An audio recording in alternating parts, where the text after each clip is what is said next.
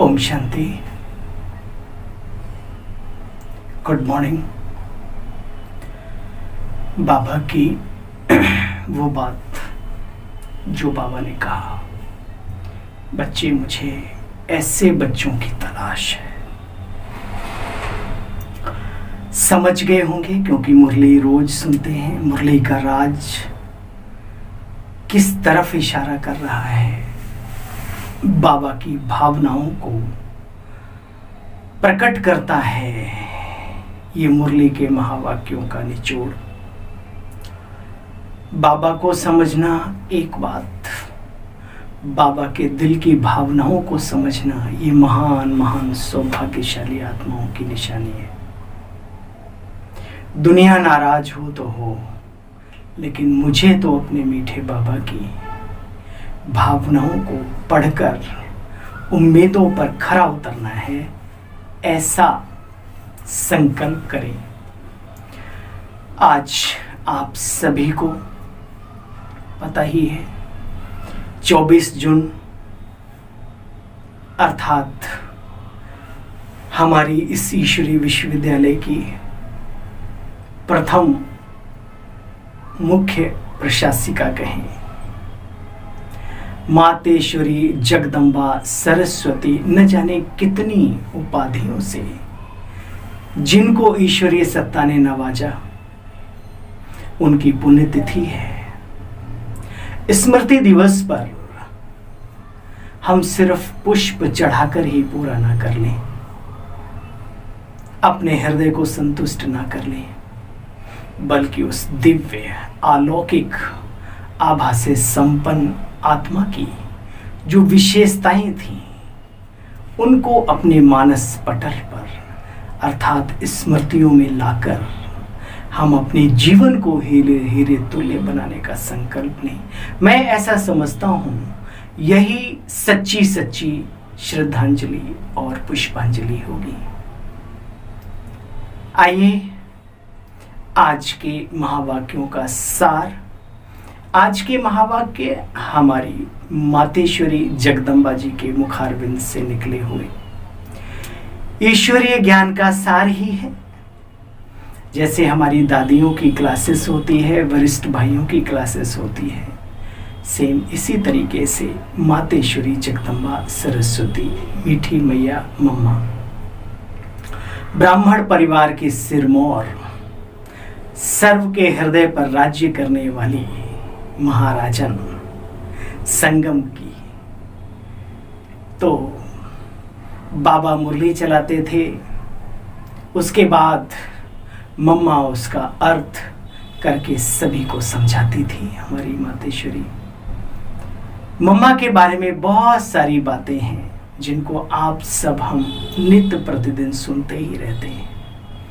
हुक्म ही हुक्म चला रहा है, चलने वाले चले जा रहे हैं। हम सब कठपुतलियां हैं उस जादूगर की। ये अनुभूति हर पल हर सेकंड करना, ये महान सौभाग्य की निशानी है।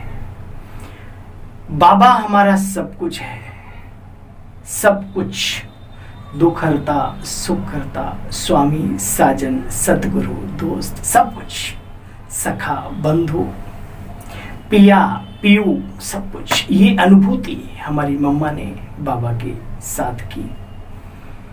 और बाबा ने भी कभी कभी परीक्षा ली, बच्ची पास हो गई। आपको याद होगा चिड़िया के अंडे की बात। कहा मम्मा मुख खोलो, बाबा ने कहा जी बाबा। मम्मा ने कभी ना जी नहीं कहा।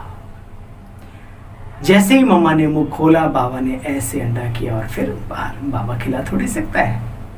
अरे जहां पर इतने नियम संयम हो, यहाँ ऐसी बात कैसे? लेकिन बाबा भी पेपर लेता है उन लोगों का, उन महान आत्माओं का जो महान पुरुषार्थ करने के इच्छुक हो संगम पर। तो याद रहे आज की बात। तो आइए मातेश्वरी जगदम्बा सरस्वती मैया की मुख वीणा से कौन सी झनकार ईश्वरीय निकली है हम सुनेंगे। मम्मा के पुण्य स्मृति दिवस पर प्रातःकाल सुनाने के लिए मातेश्वरी जी के मधुर महावाक्य। ज्ञान तो ईश्वरी है। हम सब भी क्लास कराते हैं तो एक हमारी आपकी मुख से निकली हुई जैसे कि वाणी ही होती है। तो इसका हेडलाइन है कर्म ही सुख और दुख का कारण है। मनुष्य के किए हुए कर्म ही उसके सुख और दुख के कारण हैं। आज हमें आज के ज्ञान मुरली में ये समझाया है मातेश्वरी जगदम्बा ने। यह तो सभी मनुष्य जानते हैं ना कि जीवन में दुख और सुख कर्म के आधार से प्रारब्ध रूप में चलते हैं। कॉमन कहावत है, जो करेगा सो पाएगा। जिन ढूंढा तिन पाइया, गहरे पानी बैठ, मैं बपुरा बोड़न डरा रहो किनारे बैठ। जीवन में कर्म भूमि पर, कर्म क्षेत्र पर जो उतरता है, हर्षोल्लास के साथ उसे कुछ न कुछ अवश्य मिलता है। जिस क्षेत्र की तरफ जाता है उस क्षेत्र का सिस्टम मिलता है। दुख देने का कर्म करेगा इस कर्म क्षेत्र पर तो दुख मिलेगा। सुख देने का संकल्प करेगा, कर्म करेगा तो उसे सुख मिलेगा। अब आधार क्या है? वो मनुष्य खुद उसका आधार है। गीता में वर्णन है, आत्मा अपना ही मित्र और अपना ही शत्रु है। उसमें कहीं पर भी बच्चे ये नहीं कहा कि मैं तुम्हारा शत्रु हूं, मैं तुम्हारा मित्र हूं। नहीं, जीवात्मा अपने साथ शत्रुता और मित्रता करती है अपने कर्मों के आधार से। आज जीवन का तंत्र निचोड़ है ये मुरली मम्मा की। आप योग कितना करते हैं उससे आत्मा का बल पैदा होता है, एकाग्रता का बल पैदा होता है। वही एकाग्रता का बल, आत्मिक बल, अगर आपने उपयोग सही नहीं किया, अपने संकल्प शक्ति का दुरुपयोग किया, अपने कर्मों को गलत कार्यों में लगा दिया, आप सुखदायी जीवन नहीं पा सकेंगे कभी भी। इसलिए विशेष अपने कर्मों पर अटेंशन देने के लिए योग तपस्या के साथ साथ खान पान की शुद्धिकरण के साथ साथ हमें अपने संकल्पों पर और संकल्पों के साथ कर्मों पर विशेष अटेंशन देना है। अर्थात सुखदायी संकल्प उत्पन्न करने और सुखदायी कर्म करने हैं। आज की मातेश्वरी की वाणी का सार यही है। बच्चे मम्मा कह रही, बच्चे ये तो समझने की बात है, ये सिर्फ सुनने के लिए नहीं प्यारे, धारण करने की बातें हैं। कोई भी बात होती है तो मुख से निकलता है ओ माय गॉड। तो गॉड को सुखदाता कहा जाता है। कौन है गॉड? गॉड को फादर भी कहते हैं। उसके साथ हमारा संबंध क्या है मनुष्य तो जानते नहीं। देखो, क्या वह दुख का दाता है? उसे तो सुख सागर कहा जाता है, दुख हरता सुख करता कहा जाता है। मातेश्वरी जी कहती हैं, देखो सोचते हैं दुख देने वाले के लिए तो अंदर गुस्सा आता है ना, कोई दुख देता है तो गुस्सा आता है, लेकिन ईश्वरीय सत्ता के लिए तो प्यार पैदा होता है। सोचते हैं इसके लिए पता नहीं क्या करें, परंतु भगवान के लिए तो सदा ही दुख के समय मनुष्य याद करता है। इसका मतलब है कि वो दुख देता नहीं, दुख हरता है। ठीक है, परंतु आश्चर्य है कि आज तो ऐसी बातें समझने के लिए भी देखो कई बेचारे कितने बहाने देते हैं। बहाने देने चाहिए व्यर्थ कर्मों के लिए, आज नहीं कल करूंगा, आज नहीं कल मिलूंगा, आदि आदि। लेकिन वंडर है, आश्चर्य है कि बेचारे ही कर्मों कहेंगे ना, जो अपने बारे में भी नहीं अच्छा सोच सकते, बेचारे कितने बहाने देते हैं इन बातों को समझने के लिए भी। कहेंगे हमें फुर्सत नहीं, समय नहीं। अच्छा, अगर आ जाए यमदूत का डंडा तो सारे समय है। कहते हैं एक बार एक ब्रह्मा कुमार जी बार बार जाया करते थे एक सेठ जी की दुकान पे। अरे सेठ जी कुछ भविष्य का भी अपना देख लो। कहते मेरे पास समय नहीं है। एक दिन अचानक वो भाई उधर से गुजरा तो खाली तस्वीर पर एक सूखी माला टंगी थी चंदन की। अब कहां से समय निकल आया। ये संसार चलता है, चलता रहेगा। इसमें समझदार वो है जो स्वयं के लिए कुछ क्षण, कुछ पल, कुछ घड़ियां अपने लिए, अपने कर्मों को श्रेष्ठ बनाने के लिए निकाल लेवे। क्या करें? कहते हैं गृहस्थ धंधा आदि संभालें या तुम्हारा ये राजयोग करें। क्या करें? अरे संभालते हुए उसमें कितने दुखी हो पड़े हो, जबकि मैंने मेरा मेरा मेरा कह करके दुख का रूप बना लिया है।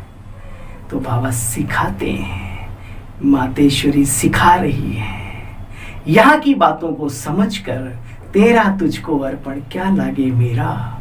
मेहनत करो लेकिन यहाँ से हल्के रहने की कला सीख लोगे तो समय ही समय बचेगा और पुण्य कर्मों की पूंजी भी आप एकत्रित कर पाएंगे।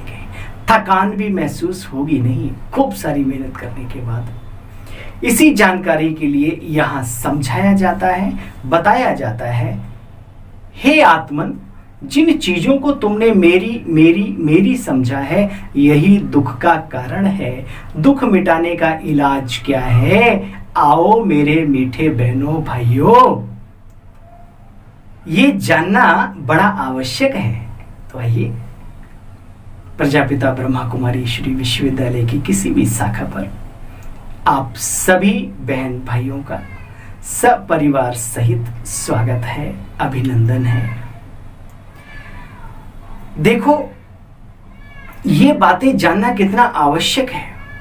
हम अनुभव से उन्हीं बातों को समझ करके अपने जीवन में धारण करके फिर आपको बतलाए रहे हैं। ये बड़ी अनुभव की चीजें हैं। भगवान कहते हैं अपना परिचय देते हुए, हे आत्मन, हे बच्चे तुम दुखी हुए हो तो कारण तुम्हारा है, लेकिन तुम्हारे में ऐसी कौन सी बात है जो तुम्हें खुद को भी पता नहीं चलता, जिसके कारण तुम दुख उठा रहे हो। क्या तुम्हारे कर्म ही दुख का कारण बनते जा रहे हैं? वहां आकर के समझो।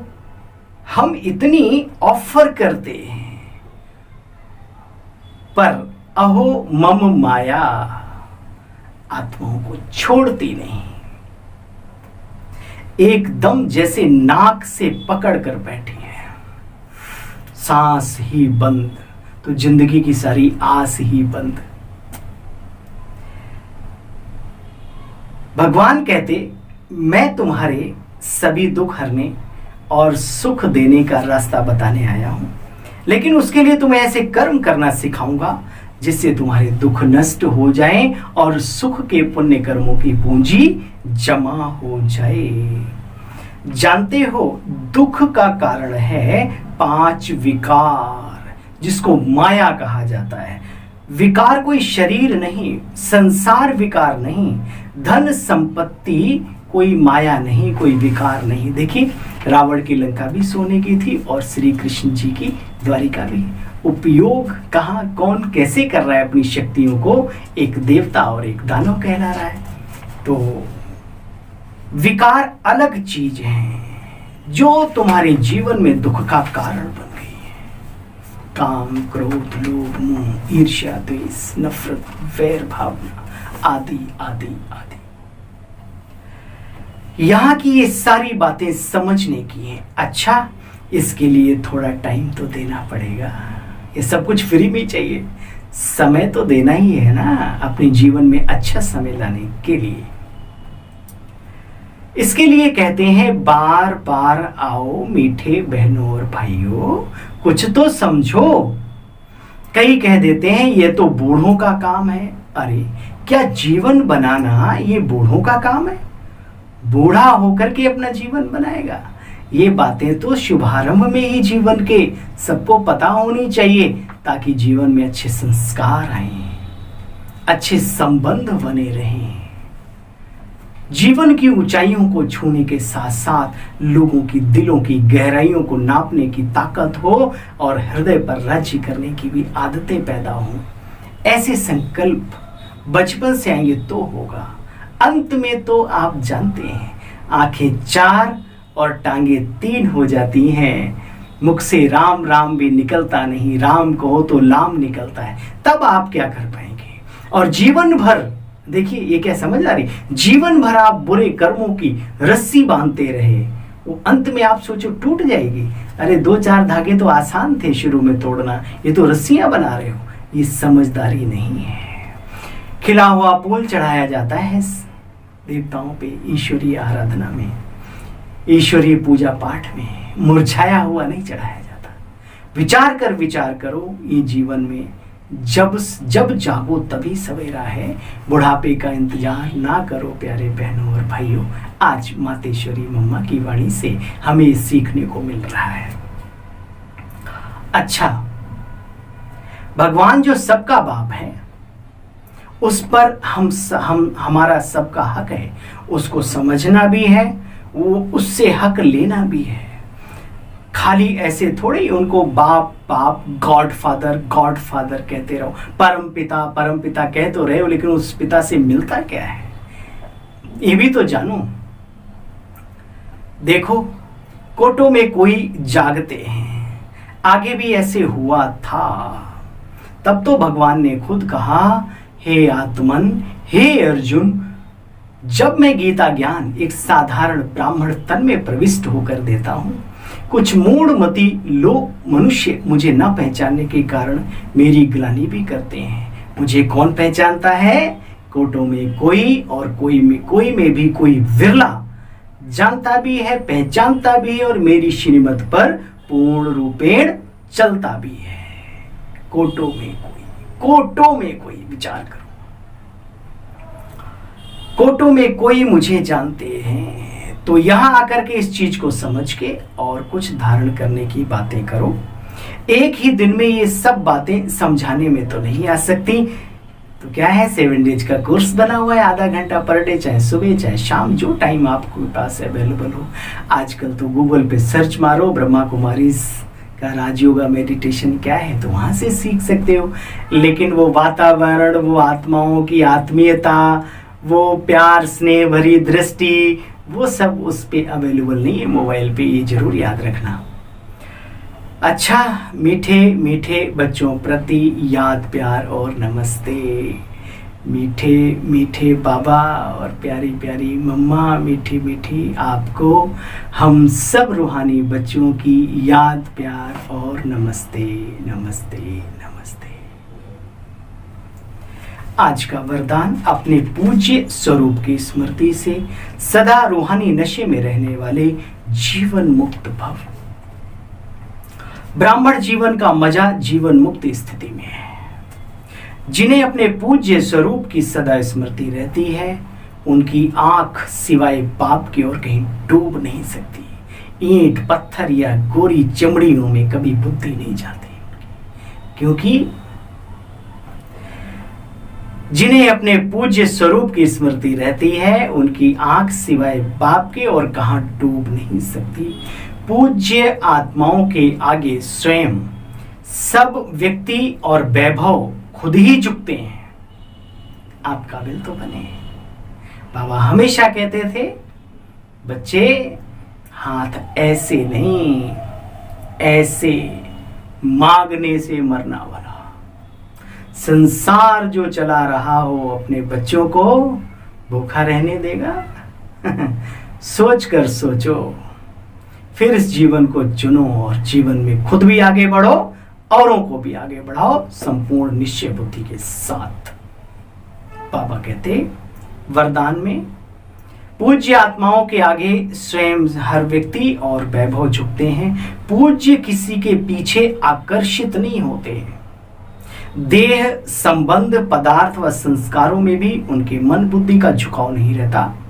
वो सबके होते हैं, लेकिन विशेष शिव के होते हैं और किसी के नहीं होते। वे कभी किसी बंधन में बंध नहीं सकते, सदा जीवन मुक्त स्थिति का अनुभव करते रहते हैं। पिंजरा सोने का हो या चांदी का हो या लोहे का हो, पिंजरा तो पिंजरा है, बंधन तो बंधन है मेरे भाइयों बहनों। स्लोगन, सच्चा सेवाधारी वो है जो निमित्त और निर्माण है। सच्चा सेवाधारी वो है जो निमित्त और निर्माण है। एक बात याद रहे, ब्राह्मण आत्माओं की दिल की दुआओं से बड़ी इस दुनिया में कोई दौलत नहीं होती। छोटी मोटी चीजों में नुकसान को देख करके इस दौलत को ना ठुकराओ। ओम शांति, ओम शांति, ओम शांति।